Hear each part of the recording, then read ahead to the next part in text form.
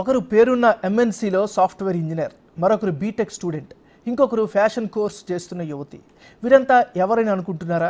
Rave పార్టీలో drugs తీసుకుంటూ దొరికిపోయిన వాళ్ళు. అక్కడ ఉన్న వాళ్ళలో చాలామంది విద్యార్థులు, లేకపోతే మంచి కెరీర్ ఉన్న జాబ్ చేస్తున్న వాళ్ళే. నమ్మబుద్ధి కాకపోయినా ఇదే నిజం.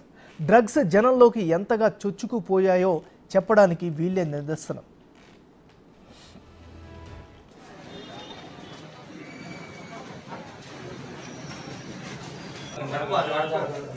యువతను మెల్లిగా డ్రగ్స్కి అలవాటు చేసి ఆ తర్వాత వాళ్ళ ద్వారానే మత్తు పదార్థాలు మరికొందరికి చేరేలా చేస్తుంది డ్రగ్స్ మాఫియా. చాలామందికి డ్రగ్స్ మత్తులో ఏం చేస్తున్నారో తెలియదు. దానికి బానిసలుగా మారడమే కాకుండా చివరికి ఎంతకైనా తెగిస్తున్నారు. ఇదే ఇప్పుడు సమాజాన్ని భయపెడుతోంది. ఇప్పటికైనా తల్లిదండ్రులంతా పిల్లలు ఏం చేస్తున్నారో ఓ కంట కనిపెట్టకపోతే పరిస్థితులు మరింత దారుణంగా మారే ప్రమాదం కనిపిస్తోంది.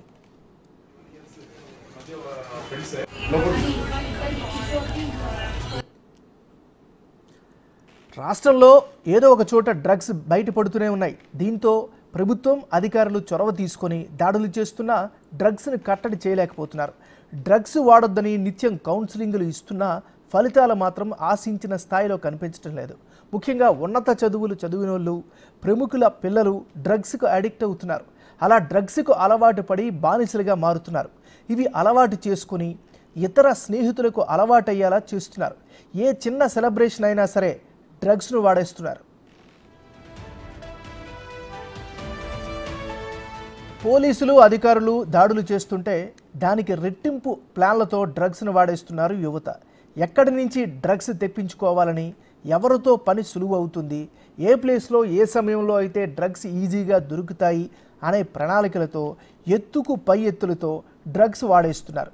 ఎన్నో రేవ్ పార్టీలు, బర్త్డే పార్టీల్లో డ్రగ్స్ను సీజ్ చేస్తున్నా అడ్డుకట్ట మాత్రం వేయలేకపోతున్నారు.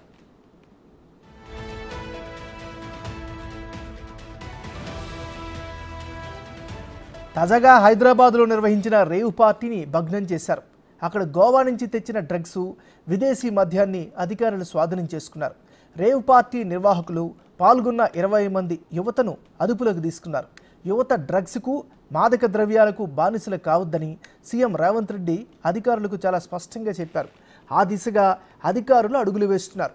డ్రగ్స్ సరఫరాదారులు, డ్రగ్స్ వాడేవారికి కంటి మీద కునుకు లేకుండా చేస్తున్నారు.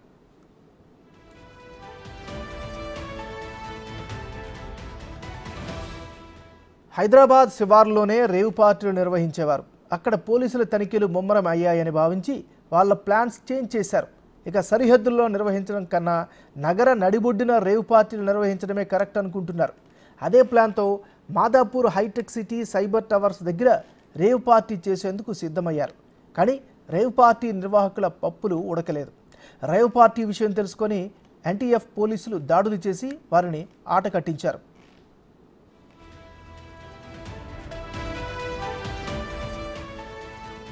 తెలంగాణ సర్కార్ డ్రగ్స్ మూలాలు ఎక్కడ ఉన్నాయి, ఎక్కడి నుంచి సరఫరా చేస్తున్నారు అనే విషయాలపై నిఘా వ్యవస్థ పనిచేస్తోంది.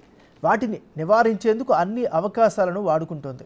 అనేక రకాల దాడులు నిర్వహిస్తూ డ్రగ్స్ వాడకాన్ని ఆపేందుకు ప్రయత్నాలు ముమ్మరం చేసింది. డ్రగ్స్ వాడకం వల్ల కలిగే నష్టాలపై ఎప్పటికప్పుడు యువతకు అవగాహన కల్పిస్తోంది, కౌన్సిలింగ్ ఇస్తోంది. సాఫ్ట్వేర్లు, సినీ ఇండస్ట్రీలోని వారిని, ఇంజనీరింగ్ స్టూడెంట్స్కు డ్రగ్స్ సరఫరా చేసే పెడ్లర్లు, మధ్యవర్తులపై కఠిన చర్యలు తీసుకుంటోంది. తల్లిదండ్రులు కూడా వారి పిల్లలపై ఓ కన్నేసి ఉంచాలని, పిల్లల కదలికలపైన ఆరా తీయడం మంచిదని నిపుణులు సూచిస్తున్నారు.